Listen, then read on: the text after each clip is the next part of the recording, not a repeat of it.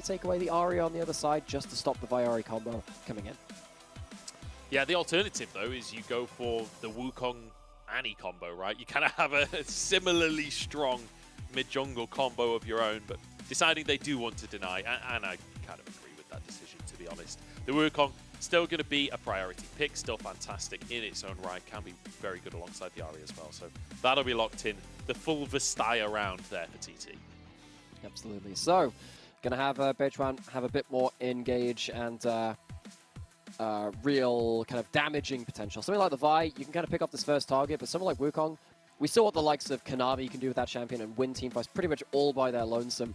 On the other side, though, it's going to be the Annie, which, of course, Ucal piloted in Game 1, was banned away in Game 2, and this pick can pin the Ahri in lane. Very important to do so, because if Ahri does manage to get out of lane, we've seen what many players can do on that champion, least of all Rookie in that last game. Wayward, though, going to make it 3 for 3 on the Cassante.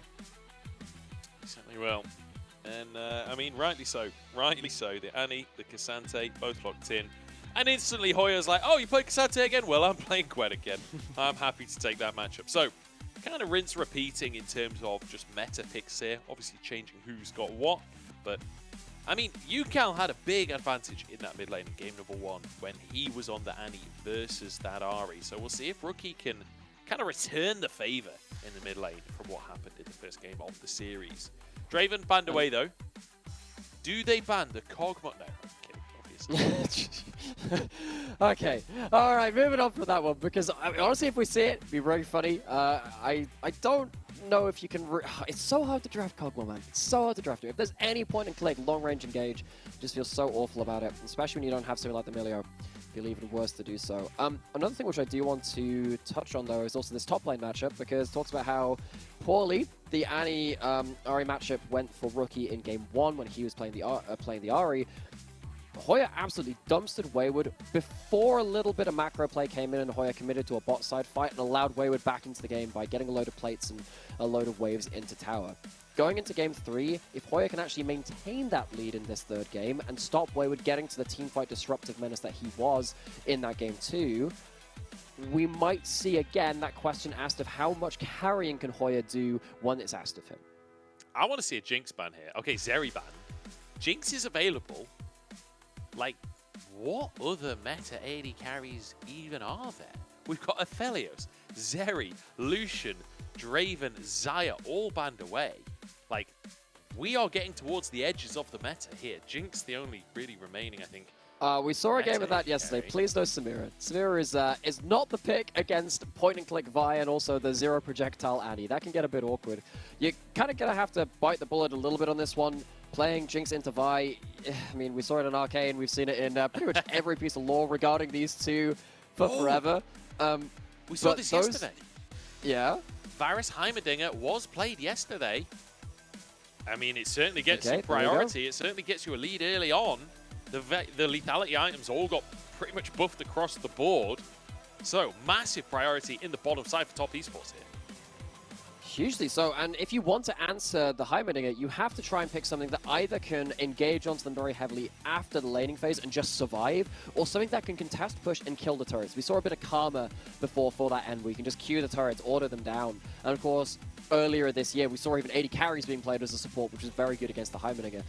That meta's been far gone now at this point. We don't see as much of that Ashe or Varus support. It's going to be that Leona for Yao Yao. All right, Yao Yao.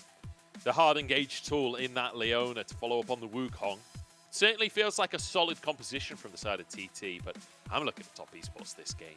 The Varus Heimerdinger, I think, if I'm not mistaken, it's the second time. There could be a couple more so far this LPL that we get to see the Varus Heimerdinger combo, but the lethality Varus, honestly, I think a lot stronger than people are giving it credit right now, and it's a relatively squishy team on the side of TT as well for him to poke away at.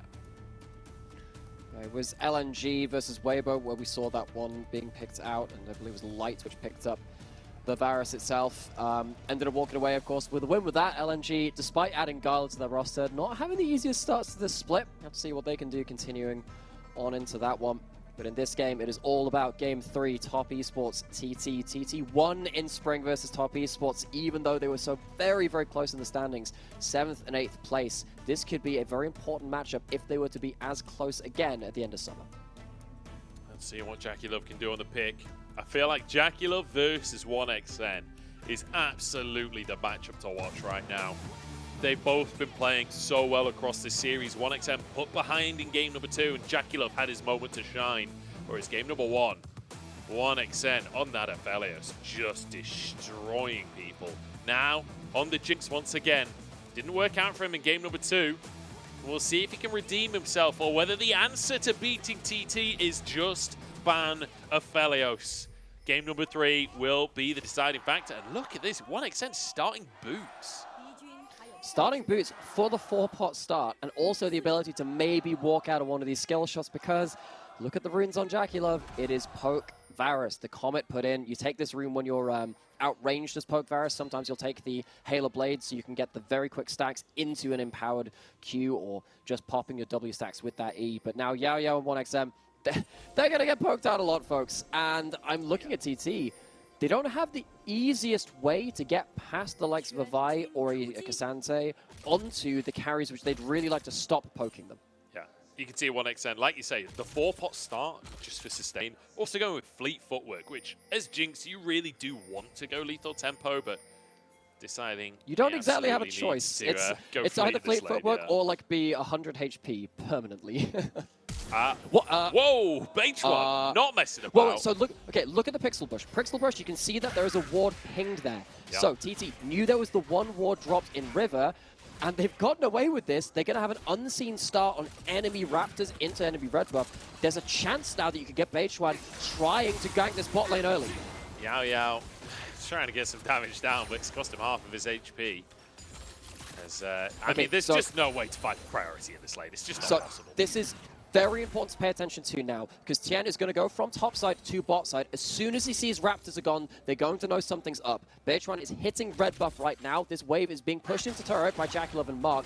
You need to get a gank up very quickly if you're going to at all by Beichuan before Tian realizes what's up.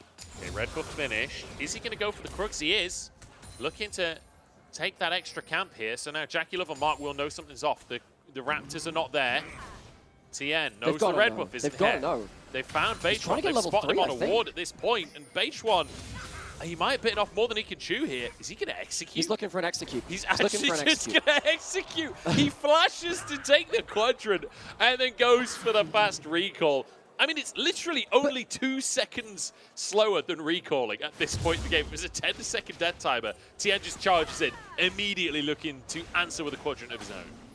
But like, 1xN and Yao Yao, they can't respond to this bot side jungle clear. Even if Beichuan, okay, what they can do is stop Wolves going down and Gromp going down. So there's going to be a buff taken by Tian, so it's not going to be a full quadrant advantage to Beichuan, but at least there are some camps which have been preserved by TT. From the looks of the pings being put down by top esports, there's actually a chance that Tian goes over to enemy red buff or Raptors and tries to contest them as well, particularly because Rookie has the push in mid lane. I was about to say, look at mid lane. Rookie, a level up, has priority. Tian should be able to just waltz on in here. Beichuan has to go down towards his Gromp, and he's going to lose at least red buff here, maybe more. I just feel like it was such a mistake for Beichuan to go towards Krugs and not go for the early gank, break the push of the Varus Heimerdinger, not allow Tian to inform his bot lane of what's up. You can maybe get yourself an early gank, blow some flashes, allow Yao Yao and 1xN to find their own advantages beyond that point. Because after that point, it feels like the wheels have come off the train, and much like Game 2, the early plan from TT has failed. I feel like it was almost half-baked, you know. They'd done most of the work on building that plan, but they'd not thought, like, what happens when they see us, you know? And, you know, quick thinking from Beichuan, at least he got executed rather than give it a kill across, but did not find the advantage that he was hoping for. Wow. The win rates for Vi versus Wukong. Yeah. Pretty one-sided. Holy crap. I never would have guessed that it was quite that one-sided in the LPL right now. Guess we found out why the Vi is more banned than the Wukong, huh? Yeah. No kidding. No kidding. Jesus. So, Tian having the matchup advantage, that's for sure. As Beichuan discovers that there are no camps remaining. The crab taken. And Tian can just do a full clear from this point. He can path all the way down. Every camp is back up. Oh, the timing's worked out so well for Tian as well. It means that when 1xN and Yao Yao are back in lane, Tian can be hovering around that bot side of the map. You see them arriving on the wave at this point. They're not overly pushing it. They can just allow this to stack up. By the time that they have stacked up a wave, Tian's going to be on that side of the map. Dragon's going to be alive. They can look for a push into the enemy jungle. They can look towards that dragon. Top Esports coordinating their members well with waves and jungle camps.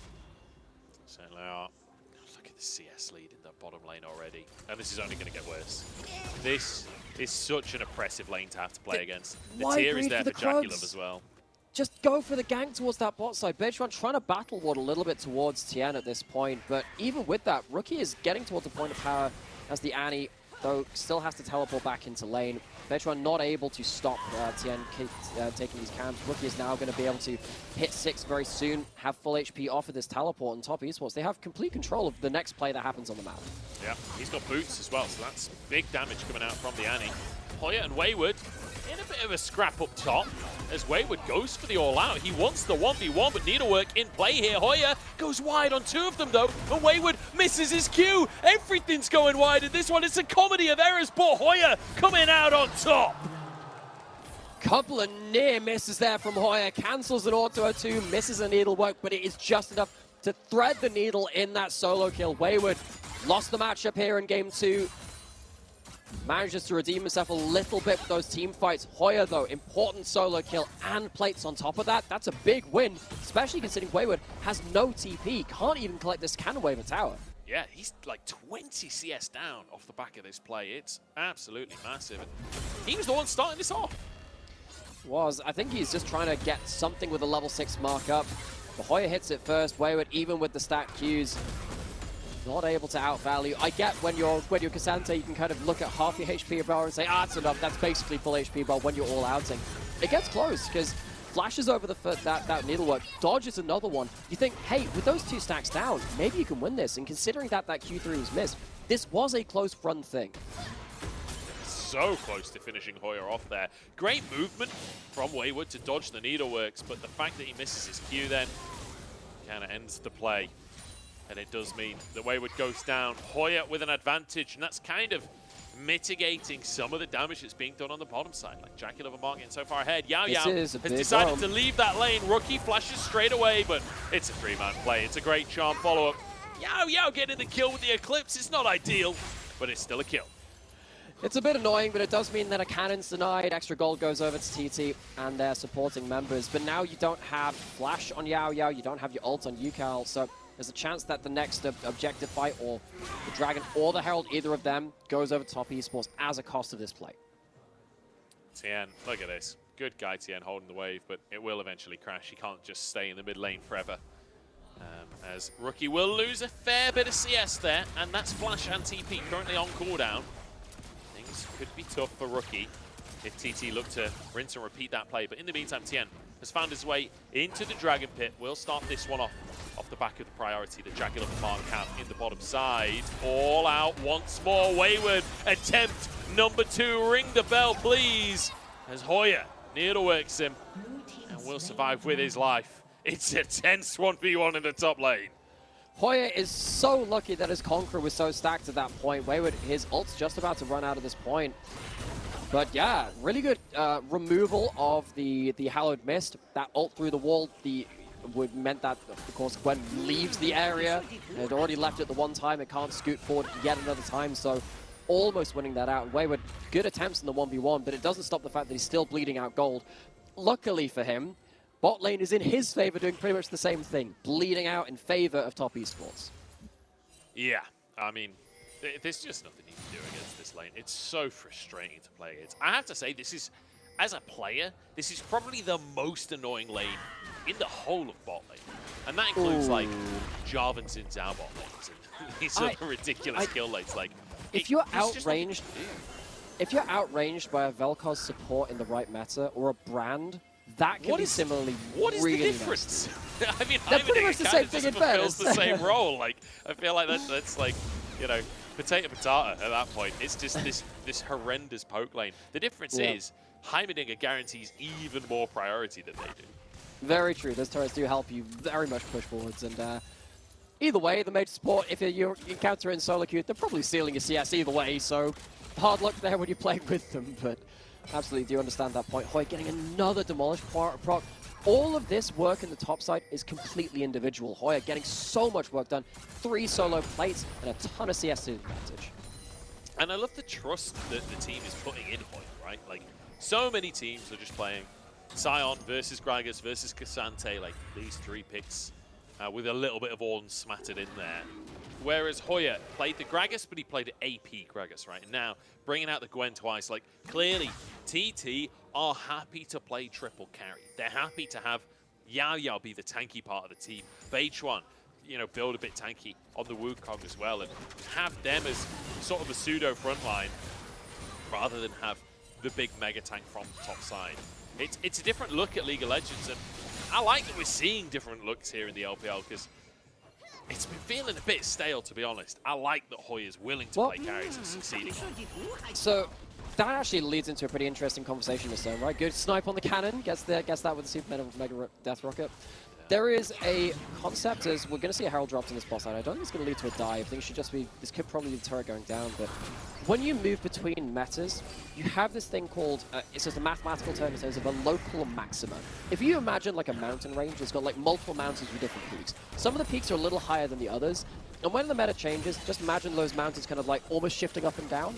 Because you're at the peak of one mountain, which was the highest beforehand, it's still kind of hard to go down that mountain and up a higher one to get to a higher point when the meta changes. So a lot of these teams, they're not that quick to completely jump ship into another different style, especially if they don't know exactly if it's going to be better than the current high peak that they're on right now. But when you see these champions come out, you can see a bit of this innovation come through.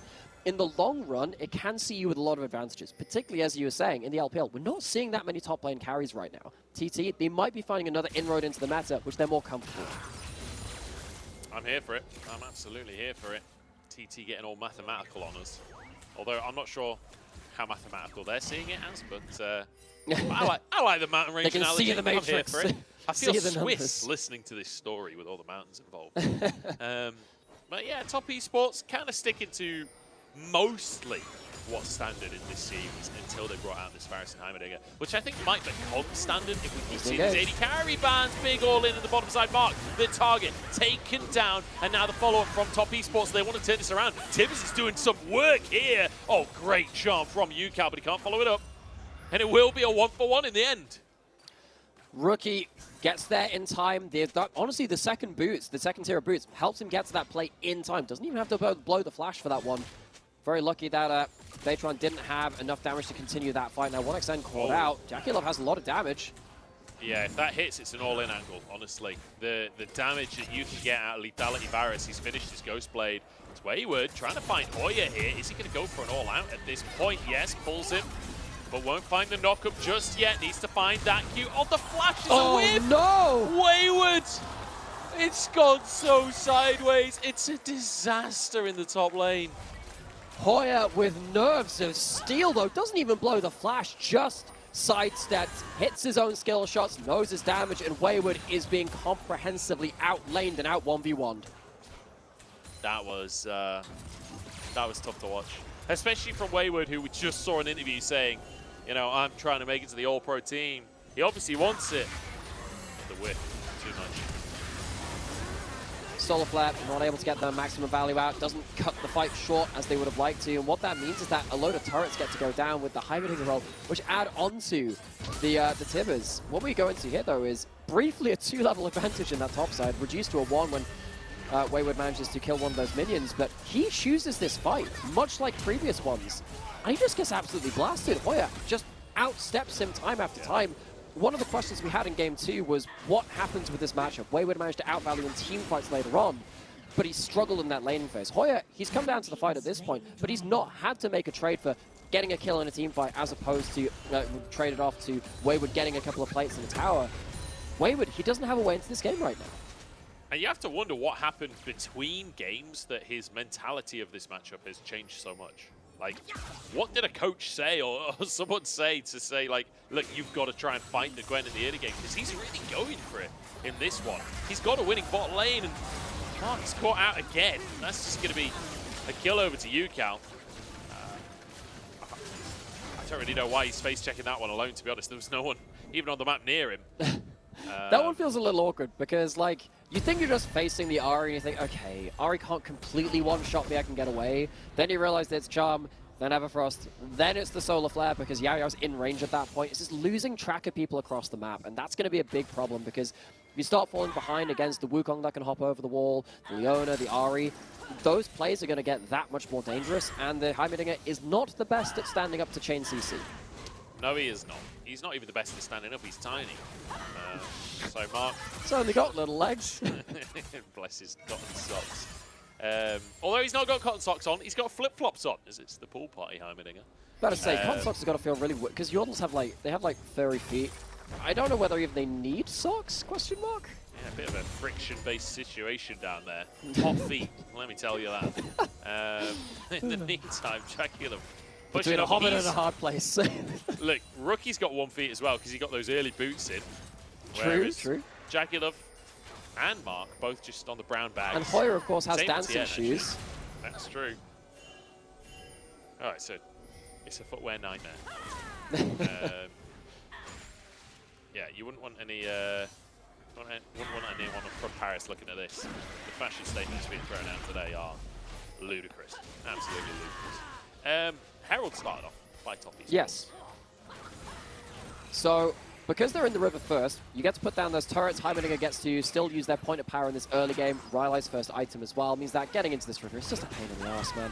You've got the Hex Flash from Yuyanjia, which can close the distance. You have that Solar Flare to make things a little awkward. But while this is happening, TT, they don't feel threatened to go into this river. They know that the Heimerdinger is there. Just get another Demolish proc in the side lane. Open up the map as much as you can. Allow Hoya to keep doing Hoya things. I'm playing a separate minigame in this cast now. Yeah. I'm going to mentally just watch and see if Wayward can land a Q3 in this game. So far, the answer has been no, unilaterally, as Hoya is just too good at dodging him. I will say, the end of game number 1, Wayward had an amazing dash Q3 to try and set up the final play. And it was Hoya that denied it then as well on the Gragas. His big cask in the team fight to knock everyone on top Esports away and stop that engage. And I will say, like, just zooming out a little bit as well, outside of just memeing on Wayward, like, how impressive is it to see TT playing like this? How impressive is it to see top Esports being taken to 3 games, looking at game number 3, and yes, they do have 2 Drakes, but the gold is basically in touching distance of the 2 teams. Like, there are win conditions available. 1xN on the Jinx, not as far behind this game as he was in the previous game. Like, obviously JackeyLove is ahead, but 1xN not being starved out quite in the same way as he was in game number 2. This is such an impressive performance from TT to be able to bring top Esports to 3 games. Hoya, 1v2 on the bottom side, and you can't beat Wayward when he's got Tian there as well. Tian comes in, saves the day. Black Cleaver, good damage buff on that item, really just means that Hoya has no way to survive that situation. Overstayed a little too much, cancelled the recall or 2, maybe thought he could get enough items to, enough gold to finish his second item. But still, top Esports only just really going to get that 1 kill. That is going to open up a Herald placement in this mid lane, but you don't have the Vial. That is potentially a missing tool which they wish they could have for the next fight of the game. Yeah, we'll just be the Herald slamming home. Drake coming up in 35 seconds, so I feel like they would have loved to wait for the next wave to drop that Herald. I think it was about to time out though. So they just have to slam that down, take the tower. They do have control of the area. With Drake not up for another 20 seconds, does give TT time to try and move in a little bit, but I don't know actually. Maybe you can't move into this. Luckily, Chemtech Rift does mean there's a million of those Scryer's Blooms knocking about. So do spot everyone out. Top Esports don't get the cheeky little brush play they were looking for. Not quite. Now, Yuyanjia has Flash, has ult. However, Mark's Flash is back up, and JackeyLove has a cleanse alongside his own. So TT, you're really looking to see who they can land in the initial engage. Tian has no Flash right now, but his ultimate's coming back up. The amount of available targets for TT aren't that high, but they have managed to get themselves into River, importantly. That can be a very dangerous thing against this squad. I will say for top Esports, they're okay if Drake just never gets low, and this is a really long poke battle instead of an actual fight here. Because JackeyLove gets so much value in that kind of situation. Keep moving around. Ucal will be spotted by the sweeper here. Do they spot commit the over Ahri? the wall? Ucal's in trouble. Gets over to the rest of his team. JackeyLove's in trouble in the meantime as the Cyclone comes on through. JackeyLove's Solar Flare is there and he will go down in the end, but Yuyanjia escapes with his life. In the meantime, top Esports 4 strong, but the needlework does some damage. Hoya over the wall. His Tibbers is 1v1ing Yao in the meantime. But Top Esports pull the fight out. Ucal and Beichuan taken out. Weird fight there from TT. They get themselves into River, but they can't get themselves away from the flank angle. They move a little too quickly into River. They don't manage to get vision control. Rookie manages to stop Ucal ever having tools to go forward. So Top Esports, they're going to claim themselves Soul Point on the Chemtech Rift. And yes, it's not the most powerful Soul, but it's something extra put into pocket. Tian and Rookie, they were really the playmakers in Game 2 that flipped the game in their advantage. They are so close to getting Ucal down, but even though they don't kill him, they do get him pretty much out of the fight. Ucal is not doing damage at this point. Wayward finishes off that kill. While all this is happening, Wayward does double time on this Cassante, and once again zoning out 1xN, like he very much did in that first game. Despite the fact that he's been losing the 1v1s to Hoya, once again, we've seen the Cassante come alive in that team fight. We certainly have. And JackeyLove, even though he died in that fight, take a look at his items right now. He's I guess you can't take a look at his items right now. He's about to finish stacking his Nymeara. It's actually a Rorschach test. You have to tell us what the items are without looking. Well, he's just picked up a straight deck. He had Ghostblade already. You see the CDR boost there as well. He is, he's getting monstrous. When that finishes stacking and he finishes his second lethality item as well, like, this Varus will absolutely massacre people, especially when he procs that Blighted Quiver. Oh no, he's walking straight into Hoya. That was dangerous. That felt really scary. TT are all in that portion of the jungle. So, TT going to get themselves back onto the other side of the map for the first time in a little while. Hoya's actually grouped up a little. It's a little concerning that Hoya can't stay in a side lane with impunity. We saw the last time he overstayed. He actually got killed in that 2v1. Does have 2 items now. TT not going to have the unparalleled point of power, which we maybe thought they could. And Rookie is going to cash out some people in between the gaps. Going to find Hoya. Has he been seen yet? There we go. Now he's been seen. Tibbers comes on down. Look at the damage out from Rookie. On top of Tian's Black Cleaver. Damage is one thing they are not shy on. Hoya just not respecting the engage, not respecting that. He doesn't have the defensive stats to deal with the burst damage coming out. And TT, this point of power from the top lane, it's just not been something they can leverage. He certainly hasn't. Really wants to clear that ward, but he's scared. He's nervous, and rightly so. Yao, making sure that vision sticks around here for TT. As Top Esports, with that pick, should be able to move into the river and start to fight for vision control of their own. JackeyLove gets the priority in the mid lane and then can move in. The Muramana now fully stacked at this point. Head back to base. I don't know if he'll be able to actually finish an item off here, but lethality items are pretty cheap. We'll see if he actually It looks like he's going for the Edge of Night. Doesn't manage to complete it on that base, but once that Edge of Night comes in, good luck landing the engage. He gets a control. Wait, doing his bit for the team. Thank you very much. I can appreciate that. It was more just that I really built that recall up, and then all he spends is 75 gold on the control one. It does happen. TT, they're just going to stop They have a lot of damage here. They have a lot of damage. Cosmic Drive gives you a lot of extra cooldown reduction to get those extra Qs out. The Gwen is making this so quick. 5k on the Baron. Tian is in the area though, so it's going to be a 50-50. He's CC'd up by Yao, trying to get into the pit. He gets it! He actually gets it as Wayward takes out 1xN as well. It's disaster for TT. 1-for-1 in the fight. Now stuck in the back of the pit, but Wayward's over the wall, just waiting for them to come. It's Beichuan taken out. 2 kills and a Baron. Everything goes the way of Top. There are burgers everywhere. The flip's gone awry. They're all on the floor. The condiments are scattered. TT desperate around that objective, and they are punished for it. Tian would a lot of flips in that first game, which went the distance. Went very late game. And in this game, and probably the most important flip of the series, Tian walks away with the smite. The damage is there from TT. You can see how much damage onto the Baron that Gwen does alongside the other carries of the Jinx and then the Ahri, but it's not quite quick enough. They can't quite keep Tian out of the pit. And now you have to think that was the last gasp from TT. You lose that Baron, you're going to lose control of the map afterwards. Yeah, you certainly are. And especially with Varus Heimerdinger. This is the perfect situation for them. Pushing with a Baron always feels fantastic. And you can see the Top Esports gang backstage, very happy with what's happening here. Yao trying to find something alongside Ucal, but Rookie might just all in him here, waiting for that Eclipse to go down. Frost, as well as TP from Hoya. now behind enemy lines, but he's not going to be able to get in on this one. Ucal actually turns golden to keep himself alive. Tibbers used on just the one as a rocket. Golden again from Rookie this time around. Trying to move upwards in the fight as Hoya finds one onto Rookie, and TT somehow finding an advantage here. This got real wacky real quick. Rookie just too separated from the rest of the team. The reason TT couldn't press this advantage harder is because that thing in the top right of your screen, the AD carry, was not there for that fight. The rocket was the only contribution they can have. See it? Top Esports still in the enemy jungle though. Ucal's so close to finding that charm there, but Top Esports play it safe. Drake coming up in a second. And remember, Top Esports, this is their soul if they can take the dragon. 15 seconds on Rookie and he has TP available. Feels like TT are nervous to fight for this one. It would be soul for Top Esports, and again, not really the game-ending soul in the way that a Hex deck is, or potentially some Mountains and Infernals. Not all souls are created equal. Teleport back in from Rookie. No Tibbers, but he has himself the stun. How much can TT do? Gotta watch Beichuan.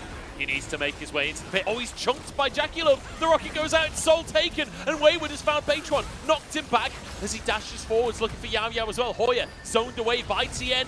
Q3 flashed away from Beichuan, gets into the brush, but he's alone and chased down by JackeyLove. A hail of arrows falls from the sky, and Beichuan is slain. Yao next, but it's a great Everfrost from Ucal to buy space for his support. Taken down anyway with the all-out. As now Hoya rejoins the team. Oh, the charm keeps Rookie away, denies the Tibbers. It was just about on cooldown, but Rookie was looking for the stun. Top Esports, they get soul, they get a couple of extra kills, and they get control.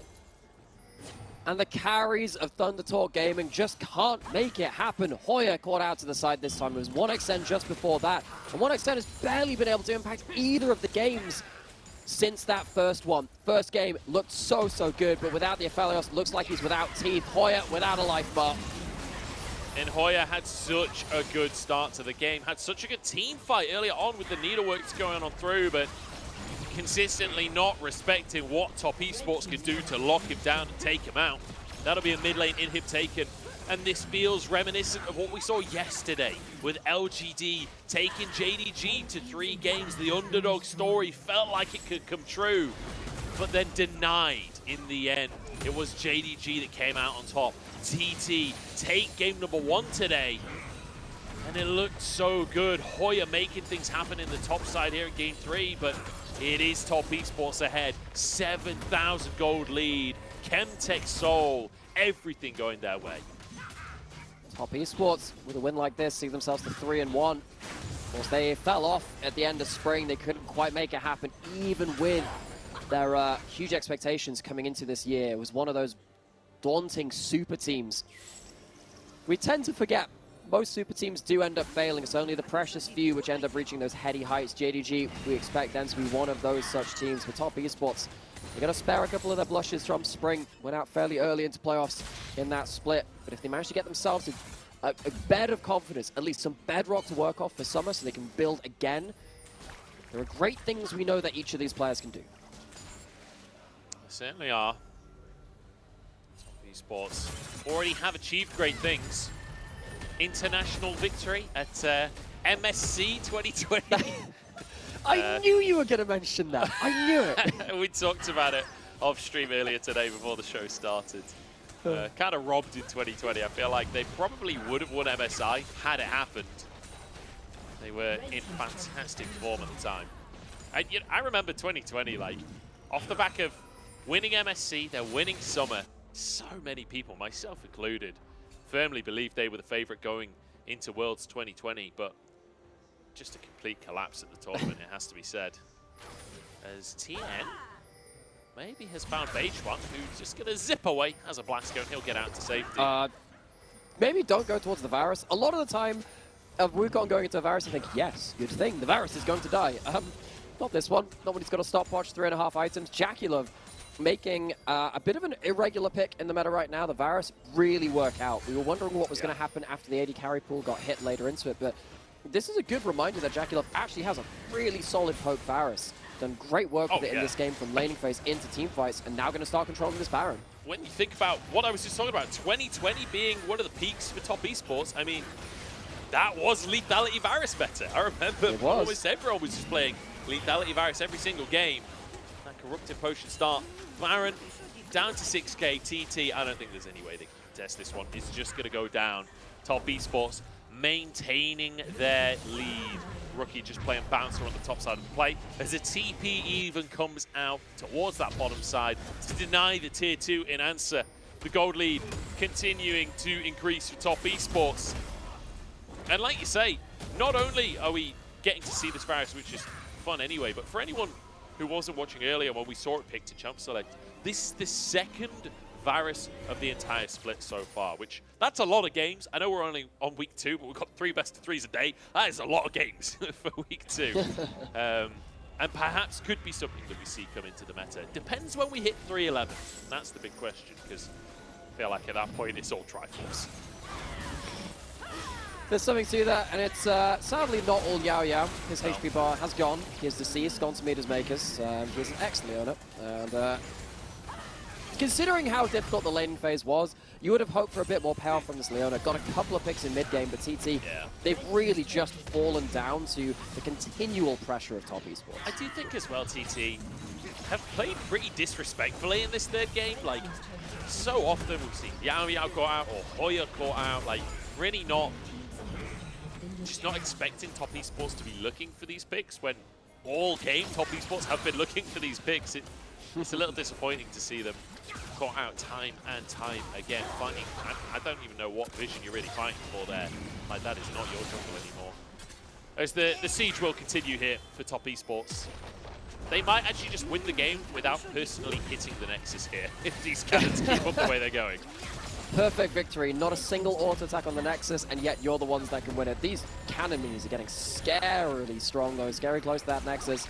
Tara keeps going down. That's a Jinx ult for wave clear. 1xN really just trying to do the bare minimum he can to these turrets. Here we go, the attempt comes out, Ucal with the flash forwards, but just locked down and taken out here. JackeyLove in trouble, Hoya on the back line, but shot straight between the eyes. We've got Robin Hood there for JackeyLove, as he will finish the game in style. TT forced back onto Fountain.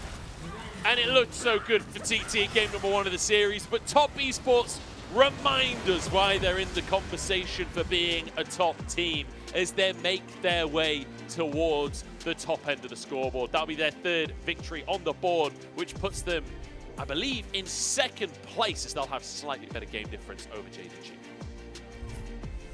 And Top Esports, a team with a huge amount of expectations, huge amount of name brand value. They were very close to TT in spring. They lost them in the regular season. They just about pipped them to the post in the standings. They ended up finishing 7th over TT's 8th. And even then, this was a fairly close series, all things said and done. TT, they had options. They had plans which were very close to working out. Game 1, of course, it was largely on just, we have an Afelos who's very good at Afelos. We can work through that in late game. In games 2 and 3, there were just some early game missteps that went just a little bit awry. Particularly in that 3rd game, you have to really rue the opportunity of going towards that early game dive and not really making the, or rather going towards the